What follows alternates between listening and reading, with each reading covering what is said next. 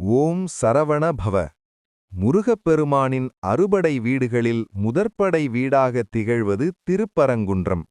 சூரபத்மனை வென்ற பிறகு தேவேந்திரன் தன் மகள் தெய்வயானையை முருகனுக்கு மணம் முடித்துக் கொடுத்த தலம் இது. ஆனால் இங்கு முருகப்பெருமான் வள்ளிராயகியும் தெய்வயானை ஆகிய இருவருடனும் திருமணக் கோலத்தில் காட்சி தருவது மிகவும் சிறப்பு.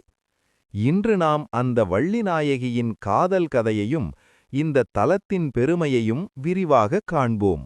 மகாவிஷ்ணுவின் மகளான சுந்தரவல்லி முருகனை அடைய தவம் செய்தாள். அவள் பூலோகத்தில் வள்ளிமலையில் ஒரு குழியில் கண்டெடுக்கப்பட்டு வேடர்குலத் தலைவன் நம்பிராஜனால் வளர்க்கப்பட்டாள். வேடர்குல முறைப்படி வள்ளி தினைப்புணத்தை காக்கும் பொறுப்பை ஏற்றாள். பறவைகளை விரட்டிக்கொண்டே தன் மனதிற்குள் முருகனையே நினைத்து உருகி தவமிருந்தாள் அந்த தமிழ்மகள்.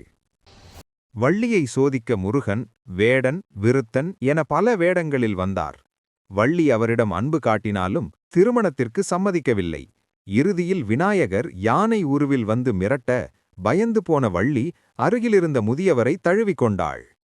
முருகன் தனது சுயரூபத்தைக் காட்ட வள்ளி மெய்சிலிர்த்தாள்.